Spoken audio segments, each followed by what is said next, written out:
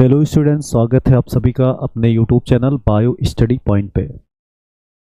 आज हम multigrade biology के सिलेबस में जो बैक्टीरिया का लेक्चर पढ़ रहे थे और बैक्टीरिया का हमने 2 लेक्चर पढ़ लिया था और हम तीसरे लेक्चर में बैक्टीरिया में पाए जाने वाले कुछ स्पेसिफिक ऑर्गन्स जैसे मेसोसोम हो गया, प्लाज्मिड्स हो गया, इन दोनों के बारे में पढ़ेंगे।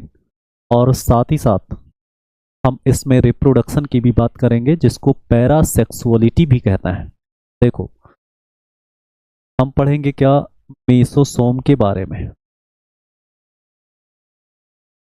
मेसोसोम क्या है?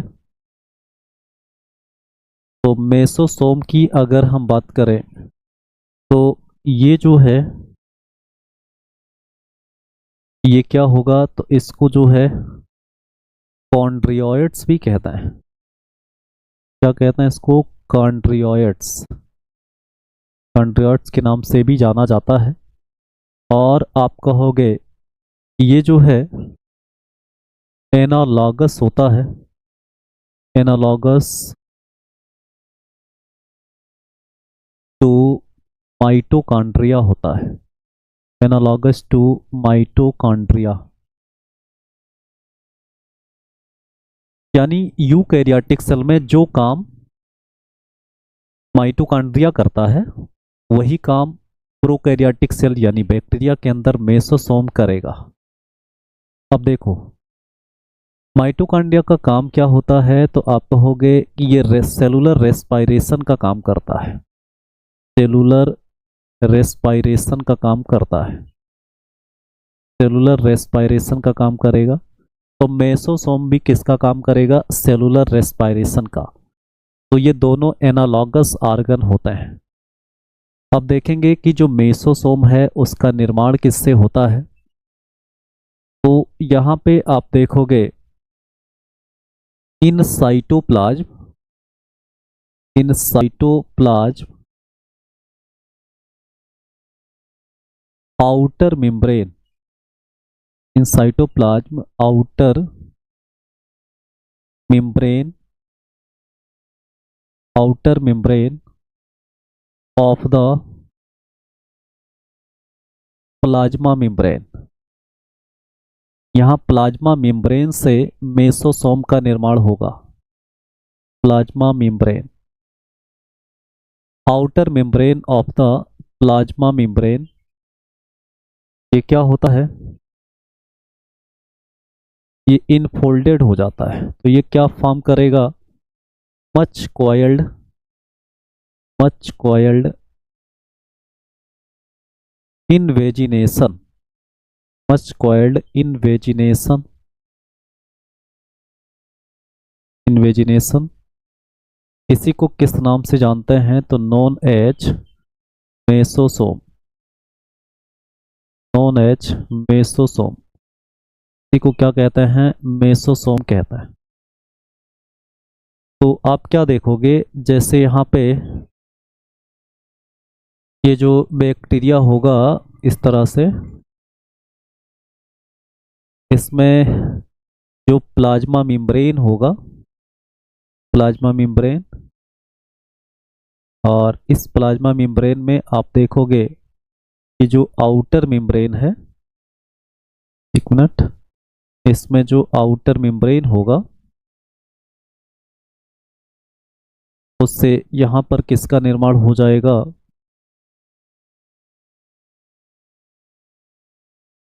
देखिए, ये प्लाज्मा मेम्ब्रेन है और इसके आउटर मेम्ब्रेन से यहाँ पर किसका निर्माण हो जाएगा?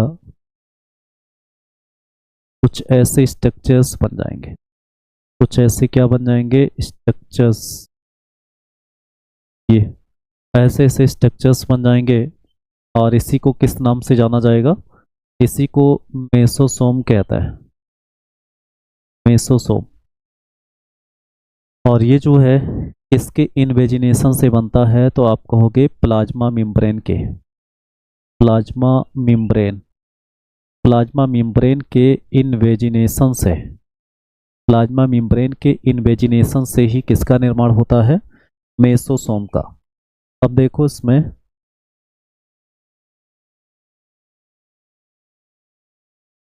आगे क्या देखते हैं, ऑन द सरफेस ऑफ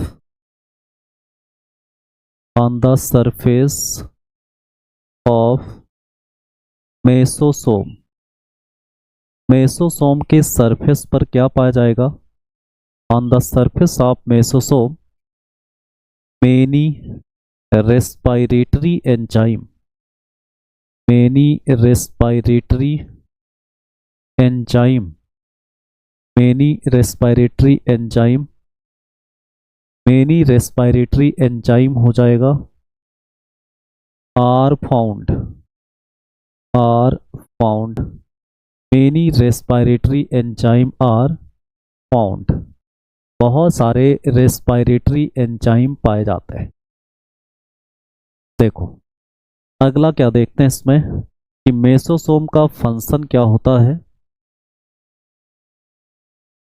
तो मेसोसोम रेस्पिरेशन का काम तो करेगा ही, साथ ही साथ इसका और भी काम होता है। मेसोसोम आल्सो हेल्प इन किसमें हेल्प करेगा, तो सिंथेसिस ऑफ सेल वॉल, किसमें हेल्प करेगा, synthesis of cell wall, cell wall के निर्माण में भी मेसोसोम हेल्प करेगा। तो इस तरह से आप इसको याद करेंगे। चलिए अगला, अब मेसोसोम के बाद बैक्टीरिया में जो अगला स्ट्रक्चर पढ़ेंगे वो अगला स्ट्रक्चर्स क्या है, तो वो है प्लाज्मिड। देखो आप लोग अगला स्ट्रक्चर जो पढ़ेंगे आप वो क्या है, प्लाज्मिड है, प्लाज्मिड्स। तो प्लाज्मिड्स के बारे में क्या पढ़ते हैं, देखो प्लाज्मिड्स और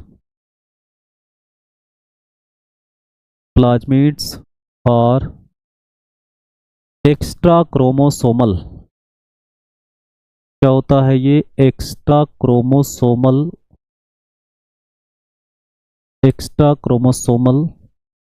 ORR, इसको एक्स्ट्रा न्यूक्लियर भी कह सकते हैं, extra nuclear, extra chromosomal ORR extra nuclear, autonomous होता है ये, ऑटोनॉमस, सेल्फ रेप्लिकेशन या सेल्फ रेप्लिकेटिव होगा, सेल्फ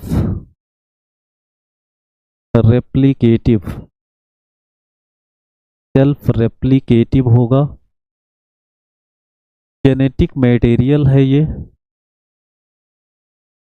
क्योंकि ये डबल स्टैंडर्ड सर्कुलर DNA का बना होगा, तो जेनेटिक मटेरियल है ये, जेनेटिक मटेरियल मेड ऑफ, जो किसका बना होता है, हाँ इसमें आप इस पॉइंट को यहाँ तक लिखेंगे। उसके बाद अगले पॉइंट में क्या देखते हैं, देखो ये प्लाज्मिड का कैरेक्टर क्या क्या होता है, ये एक्स्ट्रा क्रोमोसोमल है या इसको एक्स्ट्रा न्यूक्लियर बोलते हैं, इसको क्या बोलते हैं, एक्स्ट्रा न्यूक्लियर बोलते हैं, एक्स्ट्रा न्यूक्लियर बोलेंगे ये। और ये ऑटोनॉमस होता है, ऑटोनॉमस का मतलब ये खुद अपने आप को रेगुलेट करता है, ऑटोनॉमस है। और ये सेल्फ रेप्लिकेटिव है, मतलब स्वतः इसमें रेप्लिकेशन हो करके और इसका नंबर बढ़ता रहता है। और ये जेनेटिक मटेरियल है क्योंकि ये DNA है। तो प्लाज्मिड जो है वो क्या होता है, तो ये किसका बना होता है, तो आप यहाँ पे क्या लिखोगे, made up of double standard circular DNA का बना होता है, सर्कुलर DNA का बना होता है। तो डबल स्टैंडर्ड सर्कुलर DNA का बना होगा क्या, प्लाज्मिड्स। अब देखो आप कि प्लाज्मिड टर्म किसने दिया था, तो मोस्ट इंपॉर्टेंट क्वेश्चन बनता है। देखो plasmid term, plasmid term, plasmid term coined by किसके द्वारा दिया गया, तो आप क्या कहोगे, लीडरबर्ग के द्वारा, लेडरबर्ग, लेडरबर्ग के द्वारा क्या दिया गया, प्लाज्मिड टर्म दिया गया। प्लाज्मिड टर्म जो है वो लेडरबर्ग के द्वारा दिया गया। अब हम बात करेंगे प्लाज्मिड की टाइप की, यानी आपको क्या पढ़ना है, टाइप्स ऑफ प्लाज्मिड। इससे भी क्वेश्चन बनते हैं, तो देखो आप लोग, types of plasmids, types of plasmids, plasmid का टाइप हम पढ़ेंगे तो हमें देखो क्या क्या मिलेगा इसमें। देखो टाइप्स ऑफ प्लाज्मिड में आपको क्या पढ़ना है, सबसे पहला देखो, सबसे पहला आपको पढ़ना है क्या, एफ प्लाज्मिड। क्या पढ़ेंगे, एफ प्लाज्मिड्स पढ़ेंगे। सबसे पहला क्या है, ये एफ प्लाज्मिड्स है। इसको फर्टिलिटी प्लाज्मिड्स भी कहता है, फर्टिलिटी प्लाज्मिड्स भी कहता है, फर्टिलिटी प्लाज्मिड्स भी कहता है। और ये किसके लिए रिस्पॉन्सिबल होता है, तो आप क्या कहोगे, responsible for, responsible for, responsible for transfer of genetic material, transfer of genetic material, genetic material, transfer of genetic material from one strain, from one strain to another strain, to another strain। ये F plasmids है जो किसके लिए responsible होता है, bacteria के एक strain से जेनेटिक मटेरियल दूसरे स्ट्रेन में ट्रांसफर किए जाते हैं, तो उसमें किसका रोल होता है, एफ प्लाज्मिड का। इसीलिए इसको फर्टिलिटी प्लाज्मिड्स कहते हैं। दूसरा क्या है इसमें, दूसरा है आर प्लाज्मिड्स। दूसरा क्या है इसमें, आर प्लाज्मिड्स, आर प्लाज्मिड्स।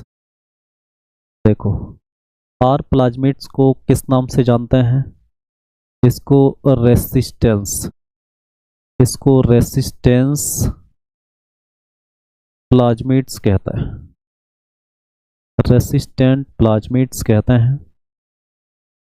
और ये किसके लिए रिस्पॉन्सिबल होता है, तो ये responsible for, responsible for drug resistance, drug resistance, drug resistance, responsible for drug resistance. और इसको हम एंटीबायोटिक रेसिस्टेंस भी लिख सकते हैं, एंटीबायोटिक,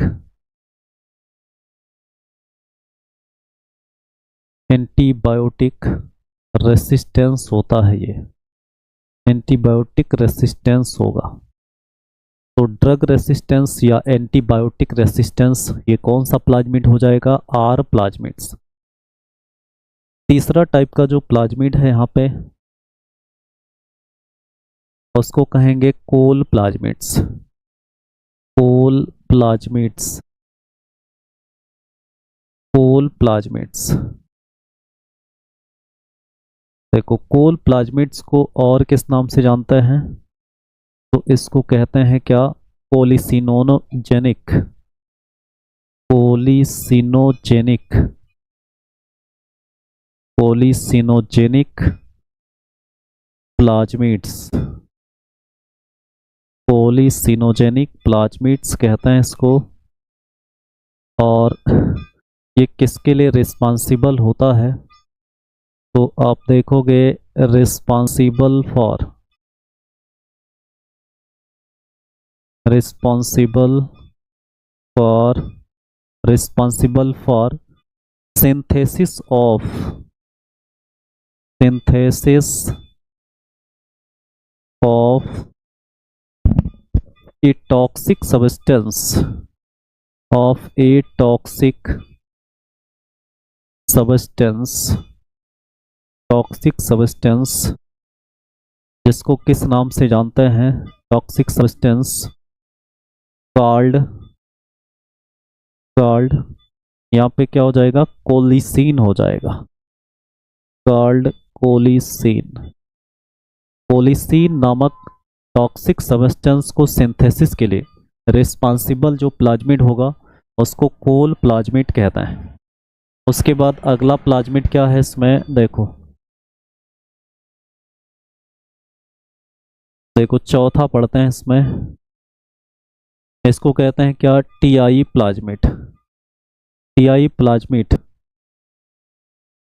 प्लाज्मिड हो जाएगा। देखो टीआई प्लाज्मिड की बात करेंगे तो इसमें क्या होगा, इसको किस नाम से जानते हैं, तो इसको कहते हैं ट्यूमर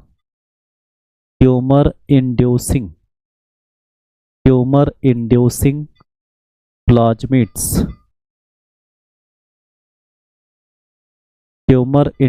प्लाज्मिड्स कहते हैं। और देखो ये किस में पाया जाता है, और इसका यूज बायोटेक्नोलॉजी में प्लांट के अंदर जीन ट्रांसफर की प्रक्रिया में यूज किया जाता है। तो प्लांट के अंदर जीन ट्रांसफर करके जब जीएम प्लांट बनाते हैं या जेनेटिकली मॉडिफाइड प्लांट बनाते हैं तो Ti plasmid as a vector use किया जाता है। अब देखो ये किस में पाया जाता है, तो टीआई प्लाज्मिड पाया जाता है जैसे यहाँ पे एग्रोबैक्टीरियम टोमीफेसियंस में, एग्रोबैक्टीरियम टोमीफेसियंस।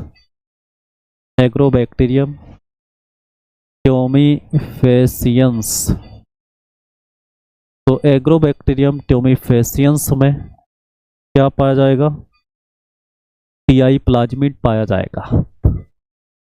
तो एग्रोबैक्टीरियम टोमीफेसियंस में ये जो प्लाज्मिड पाया जाएगा, इस प्लाज्मिड के कारण प्लांट में ट्यूमर डिजीज होता है। तो यहाँ पे आप देखोगे ये क्या काज करता है, तो आप कहोगे काज क्राउन गॉल डिजीज, कौन सा, यहाँ पे crown gall disease in host plant, यानी जिस प्लांट पर ये बैक्टीरिया रहेगा उस प्लांट में ये क्या, कौन सा रोग डेवलप करेगा, तो आप कहोगे क्राउन गॉल डिजीज। ये कौन सा डिजीज यहाँ पर काज किया जाएगा, तो क्राउन गॉल डिजीज एग्रोबैक्टीरियम टोमीफेसियंस के द्वारा होता है और इसके अंदर टीआई प्लाज्मिड पाया जाता है जो जीन को ट्रांसफर करने के लिए बायोटेक्नोलॉजी में भी यूज किया जाता है। और आप देखो यहाँ पे एक और इसकी स्पीशीज है जिसको क्या कहते हैं, एग्रोबैक्टीरियम राइजोजीन्स है, एग्रोबैक्टीरियम राइजोजीन्स है। अगर इसकी बात करें तो इसमें आप देखोगे इसमें जो प्लाज्मिड पाया जाता है, इस स्पीशीज में जो प्लाज्मिड पाया जाता है उसको आर आई प्लाज्मिड कहते हैं। इसमें क्या पाया जाता है, आर आई प्लाज्मिड का मतलब क्या हो जाता है, ये जो है रूट हेयर या हेयरी रूट डिजीज काज करता है। ये प्लांट में क्या काज करेगा, तो ये जो है हेयरी रूट डिजीज ये काज करेगा इसमें होस्ट प्लांट में ये क्या काज करेगा, हेयरी रूट डिजीज काज करेगा। तो ये जो है प्लाज्मिड का टाइप हमने पढ़ लिया। अगला क्या पढ़ेंगे, देखो कुछ बैक्टीरिया का स्पेसिफिक कैरेक्टर पढ़ते हैं। देखो यहाँ पे कुछ नोट करके या स्पेशल पॉइंट आपको लिखना है।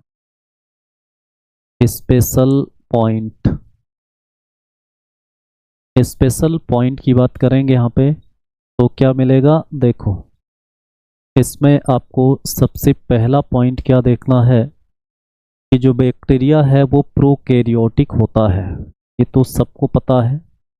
बैक्टीरिया और प्रोकैरियोटिक, बैक्टीरिया क्या होता है तो प्रोकैरियोटिक होता है, क्योंकि इसमें इंसिपिएंट न्यूक्लियस पाए जाते हैं और मेम्ब्रेन बाउंड ऑर्गेनल्स अब्सेंट होता है। दूसरा पॉइंट क्या है इसमें, देखो दूसरा पॉइंट है इसमें कि बैक्टीरिया के पास क्या होता है तो बैक्टीरिया हैव इंसिपिएंट न्यूक्लियस, तभी तो ये प्रोकैरियोटिक है। इंसिपिएंट न्यूक्लियस, इंसिपिएंट न्यूक्लियस का मतलब क्या हो जाएगा कि ऐसा न्यूक्लियस जिसमें जिसमें आप देखोगे nuclear membrane, nucleolus, nucleolus, nucleoplasm, nucleoplasm, nucleoplasm, ये सब क्या होते हैं तो ये सब नहीं पाए जाते हैं, ये सब क्या होते हैं नहीं पाए जाते हैं। तो ऐसे न्यूक्लियस को क्या कहते हैं इंसिपिएंट न्यूक्लियस। और देखो इसमें कि जो बैक्टीरिया के अंदर राइबोसोम होता है वो कितने प्रकार का होता है तो इसमें राइबोसोम, राइबोसोम जो होता है वो 70S टाइप का होता है, 70S प्रकार का राइबोसोम पाया जाता है, 70S टाइप। उसके बाद हाँ ये पॉइंट को थोड़ा सा 1 2 3 करेंगे, 1 2 3। अगले पॉइंट की बात करते हैं यहाँ पे, देखो चौथा हम बात करें यहाँ पे तो यहाँ पे जो डीएनए होता है, डीएनए की बात करेंगे तो इसमें कैसा डीएनए पाया जाएगा तो इसमें आप देखोगे टीएस मतलब double standard circular, circular DNA पाया जाएगा, डबल स्टैंडर्ड सर्कुलर डीएनए। और एक इम्पोर्टेंट पॉइंट इसमें विदाउट हिस्टोन प्रोटीन होगा, without histone protein, without histone protein होगा, बिना हिस्टोन प्रोटीन के ये डीएनए पाया जाएगा। उसके बाद देखो इसमें अगर डीएनए का हम स्ट्रक्चर देखें तो ये कुछ ऐसे डीएनए यहाँ पर मिलेगा, ऐसे सर्कुलर डीएनए। और ये कैसा होगा तो ये डबल स्टैंडर्ड होगा, ये क्या होगा ऐसे डबल स्टैंडर्ड। तो डबल स्टैंडर्ड सर्कुलर डीएनए होगा। और ऐसे डीएनए को किस नाम से जानते हैं तो इसको न्यूक्लियोइड कहता है। क्या कहते हैं इसमें बैक्टीरिया में क्या पाया जाता है न्यूक्लियोइड, या इसको जीनोफोर भी कहता है, इसको क्या कहते हैं जीनोफोर। और ये इसका क्या होता है बैक्टीरिया का जेनेटिक मटेरियल होता है। और अगर एक्स्ट्रा जेनेटिक मटेरियल साइटोप्लाज्म में मिलेगा तो उसको प्लाज्मिड कहा जाएगा। चलिए अगला क्या देखते हैं, पांचवा पॉइंट यहाँ पे देखो mitosis, mitosis cell division and meiosis cell division and meiosis, ये क्या होता है और absent, are absent in bacteria. Bacteria में जो है क्या होता है ना तो माइटोसिस सेल डिवीजन पाया जाएगा ना तो मियोसिस होगा। तो कौन से डिवीजन के द्वारा ये मल्टीप्लाई करेंगे तो आप कहोगे इसमें ये माइटोसिस। यानी अगर बात करें यहाँ पे कि बैक्टीरिया में मल्टीप्लिकेशन किसके द्वारा होगा तो आप देखोगे बैक्टीरिया जो है वो मल्टीप्लाइड होता है, मल्टीप्लाइड बाई, मल्टीप्लाइड बाई इसके द्वारा। तो आप क्या कहोगे ए माइटोसिस के द्वारा। कौन सा सेल डिवीजन होगा ए माइटोसिस।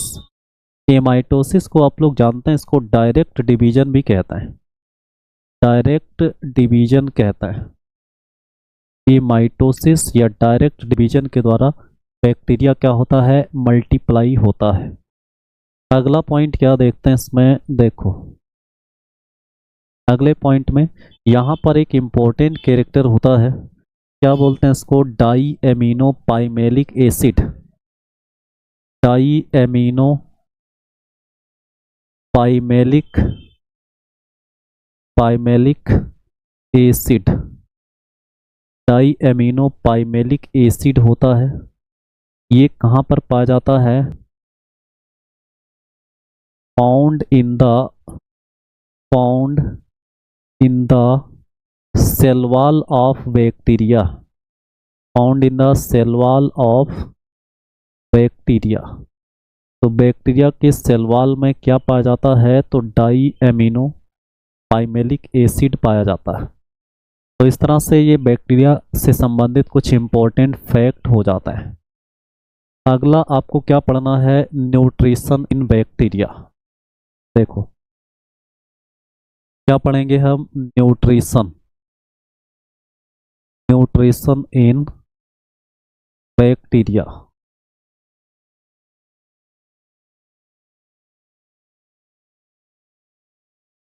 न्यूट्रिशन इन बैक्टीरिया की बात करेंगे तो यहाँ पे बैक्टीरिया दोनों प्रकार के होंगे। तो यहाँ पे आप देखो बैक्टीरिया और क्या होंगे, हेटेरोट्रॉफिक भी होते हैं। बैक्टीरिया और हेटेरोट्रॉफिक भी होते हैं,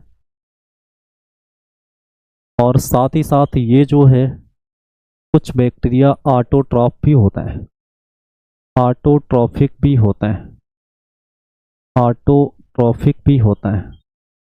तो बैक्टीरिया हेटेरोट्रॉफिक भी होते हैं और ऑटोट्रॉफिक भी होता है। अब अगर हम बात करें सबसे पहले हेटेरोट्रॉफिक बैक्टीरिया की, इसकी बात करें यहाँ पे हेटेरोट्रॉफिक बैक्टीरिया। हेटेरोट्रॉफिक बैक्टीरिया की बात करेंगे तो उसमें क्या मिलेगा, देखो हेटेरोट्रॉफिक बैक्टीरिया की बात करेंगे तो ये कई कैटेगरी में आएंगे। जैसे यहाँ पे आप देखोगे इसमें क्या आ जाएंगे, सैप्रोफाइट्स आ जाएंगे, यानी डेड और डिकेइंग मैटर से भोजन लेने वाले बैक्टीरिया, सैप्रोफाइट्स। सैप्रोफाइट्स की बात करेंगे तो इसका एग्जाम्पल क्या हो जाएगा, देखो इसका एग्जाम्पल है, यहाँ पे दो एग्जाम्पल लिख लेते हैं। पहला एग्जाम्पल इसमें क्या हो जाएगा, बैसिलस। क्या हो जाएगा, बैसिलस। बैसिलस बैक्टीरिया क्या होता है, सैप्रोफाइट्स होता है। उसके बाद लैक्टोबैसिलस। उसके बाद क्या हो जाएगा, लैक्टोबैसिलस। लैक्टोबैसिलस भी क्या हो जाएगा, तो लैक्टोबैसिलस भी सैप्रोफाइट्स हो जाएगा। प्रेतोपजीवी बोलते हैं इसको, जो डेड और डिकेइंग मैटर से अपना भोजन लेते हैं। सैप्रोफाइट्स के बाद आप क्या देखोगे, पैरासाइट्स। पैरासाइट्स मतलब जो होस्ट की बॉडी में पाए जाते हैं। पैरासिटिक बैक्टीरिया की बात करेंगे तो इसमें आप देखोगे एग्जाम्पल की बात करेंगे तो क्या मिलेगा पैरासिटिक बैक्टीरिया में, जैसे आप देखोगे यहाँ पे दो एग्जाम्पल इसका भी लिखते हैं। एक है इसमें क्या, जैंथोमोनास। जैंथोमोनास सिट्री का नाम सुने होंगे आप लोग, ये नींबू में सिट्रस कैंकर रोग उत्पन्न करता है, तो जैंथोमोनास है। और एक और है इसमें इरविनिया है। क्या है, इरविनिया। इरविनिया ये क्या होता है, तो ये पैरासिटिक बैक्टीरिया होता है। उसके बाद अगला क्या देखते हैं इसमें, पैरासिटिक के बाद क्या पढ़ते हैं इसमें, तो सिम्बायोटिक। क्या होंगे, सिम्बायोटिक बैक्टीरिया। सिम्बायोटिक। सिम्बायोटिक की बात करेंगे तो इसका एग्जाम्पल क्या होगा, तो इसका एग्जाम्पल आप देखोगे तो इसमें आपको मिल जाएगा क्या, राइजोबियम स्पीसीज। राइजोबियम स्पीसीज होगा। राइजोबियम स्पीसीज जो है ये सिम्बायोटिक बैक्टीरिया है। आप जानते हैं कि ये कहाँ पाया जाता है, तो लेगुमिनस प्लांट के रूट नोड्यूल्स में पाया जाता है, जो नाइट्रोजन फिक्सेशन का काम भी करता है। यानी ये कहाँ पाया जाएगा, तो आप कहोगे found in root nodules. Root nodules, root nodules में पाया जाएगा किसके, तो आप क्या कहोगे, of leguminous plant, leguminous plant के, लेगुमिनस प्लांट के रूट नोड्यूल्स में क्या पाया जाएगा, तो सिम्बायोटिक बैक्टीरिया पाए जाते हैं। तो ये क्या हो जाएगा, हेटेरोट्रॉफिक न्यूट्रिशन हो जाएगा। अब हम दूसरा बात करते हैं क्या, ऑटोट्रॉफिक न्यूट्रिशन की। इसकी बात करेंगे यहाँ पे, ऑटोट्रॉफिक न्यूट्रिशन। तो बैक्टीरिया में क्या पढ़ेंगे, ऑटोट्रॉफिक न्यूट्रिशन। तो ऑटोट्रॉफिक बैक्टीरिया को यहाँ पे डायरेक्ट पढ़ते हैं। देखो जो ऑटोट्रॉफिक बैक्टीरिया होते हैं वो दो प्रकार के होंगे। दो प्रकार के कौन कौन से होंगे, तो आप देखो यहाँ पे पहला होगा यहाँ पे क्या, ऑटोट्रॉफिक बैक्टीरिया में पहला होगा क्या, फोटोसिंथेटिक बैक्टीरिया। पहला क्या हो जाएगा यहाँ पे, फोटोसिंथेटिक, फोटोसिंथेटिक बैक्टीरिया। और दूसरा क्या हो जाएगा इसमें क्या, कीमोसिंथेटिक। क्या हो जाएगा, कीमोसिंथेटिक। फोटोसिंथेटिक और कीमोसिंथेटिक। अब आप देखो इसमें जो फोटोसिंथेटिक बैक्टीरिया है वो तीन प्रकार के होंगे। फोटोसिंथेटिक बैक्टीरिया क्या होंगे, ये तीन प्रकार के होंगे। देखो तीनों प्रकार में क्या क्या होगा, आपको क्या देखना है यहाँ पे। देखो फोटोसिंथेटिक बैक्टीरिया में नाम आएगा किसका, तो green sulphur bacteria, green sulphur, green sulphur bacteria, green sulphur bacteria. तो ये किस में आएंगे, फोटोसिंथेटिक बैक्टीरिया में, जिसका एग्जाम्पल आप देखोगे, जिसका एग्जाम्पल क्या है, तो जिसका एग्जाम्पल है क्लोरोबियम। क्लोरोबियम, क्लोरोबियम क्या है, एक ग्रीन सल्फर बैक्टीरिया है जो फोटोसिंथेटिक बैक्टीरिया होता है। उसके बाद अगला क्या है इसमें, देखो purple, purple sulphur bacteria, purple sulphur bacteria, purple sulphur bacteria हो जाएगा, जिसका एग्जाम्पल क्या है, जिसका एग्जाम्पल है क्रोमेटियम। इसका एग्जाम्पल क्या है, क्रोमेटियम। क्रोमेटियम जो है वो पर्पल सल्फर बैक्टीरिया है। और तीसरा आप बात करेंगे तो तीसरा क्या हो जाएगा यहाँ पे, देखो तीसरा हो जाएगा non sulphur bacteria, non sulphur, non sulphur bacteria, non sulphur bacteria, जिसका एग्जाम्पल क्या हो जाएगा, तो जिसका एग्जाम्पल होगा यहाँ पर रोडोस्पाइरुलम। ये क्या हो जाएगा, रोडो स्पाइरुलम हो जाएगा, स्पाइरिलम, रोडो स्पाइरलम। रोडो स्पाइरलम की बात करें तो ये एक एनएरोबिक बैक्टीरिया भी है, एनएरोबिक बैक्टीरिया भी है ये, एनएरोबिक बैक्टीरिया। तो यहाँ पे आप क्या देखोगे, नॉन सल्फर बैक्टीरिया में रोडो स्पाइरलम है जो क्या होता है, एनएरोबिक होता है। अगला देखोगे यहाँ पे कीमोसिंथेटिक, कीमोसिंथेटिक को यहाँ पर पढ़ते हैं। देखो अगर हम बात करें यहाँ पर कीमोसिंथेटिक बैक्टीरिया की, तो इसमें क्या क्या आएगा, देखो इसमें तीन कैटेगरी आती है। इसमें क्या होगा, तीन कैटेगरी। देखो तीन कैटेगरी कौन कौन सी आएगी, तो आप देखोगे इसमें पहला, पहला नाइट्रीफाइंग बैक्टीरिया। पहला क्या आएगा, नाइट्रीफाइंग बैक्टीरिया, नाइट्रीफाइंग बैक्टीरिया। और इसका एग्जाम्पल क्या होगा, तो देखो आप इसके एग्जाम्पल की बात करना है।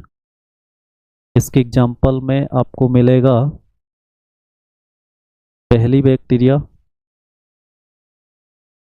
Nitrosomonas, Nitrosomonas, सोमोनास, Nitrosomonas. दूसरा क्या है इसमें, नाइट्रोसोकोकस, नाइट्रोसोकोकस है, नाइट्रोसोकोकस। और अगला क्या है इसमें, नाइट्रोवेक्टर है, नाइट्रोवेक्टर। ये सब नाइट्रीफाइंग बैक्टीरिया है जो कीमोसिंथेटिक बैक्टीरिया की कैटेगरी में आता है। तो नाइट्रोवेक्टर है ये, नाइट्रोवेक्टर। तो ये सब नाइट्रीफाइंग बैक्टीरिया होंगे जो एक कीमोसिंथेटिक होता है। उसके बाद दूसरा क्या बात करेंगे यहाँ पे, देखो दूसरा देखते हैं इसमें क्या। दूसरा है सल्फर बैक्टीरिया। क्या हो जाएगा, sulphur, sulphur bacteria. Sulphur bacteria भी क्या होगा, तो देखो आप, केवल सल्फर बैक्टीरिया है यहाँ पे। इसके एग्जाम्पल की बात करेंगे तो इसमें क्या क्या मिलेगा, देखो इसका एक एग्जाम्पल है जिसको हम कहते हैं क्या, वेगिया टोआ, वेगिया टोआ। ये क्या है, सल्फर बैक्टीरिया है जो कीमोसिंथेटिक होता है। उसके बाद है आयरन बैक्टीरिया। उसके बाद क्या है यहाँ पे, देखो तीसरा क्या देखते हैं यहाँ पे, तो तीसरा है आयरन बैक्टीरिया। देखो आयरन बैक्टीरिया, आयरन बैक्टीरिया है और जिसका एग्जाम्पल है यहाँ पे, इसका एग्जाम्पल है फेरोवेसिलस, फेरोवेसिलस है, फेरोवेसिलस। तो इस तरह से हमने बैक्टीरिया में न्यूट्रिशन को यहाँ पर क्लियर किया। देखो इन सभी चीज़ों को आपको याद करना पड़ेगा क्योंकि ये सभी एग्जाम में आते हैं। तो ये पूरा न्यूट्रिशन इन बैक्टीरिया हो जाएगा। उसके पहले हमने बैक्टीरिया का कुछ इम्पोर्टेंट पॉइंट पढ़ा और फिर हमने यहाँ प्लाज्मिड को भी क्लियर किया। प्लाज्मिड से भी क्वेश्चन आता है और मेसोसोम के बारे में भी हमने आपको बताया। अगले वीडियो में हम बैक्टीरिया में रिप्रोडक्शन के बारे में पढ़ेंगे।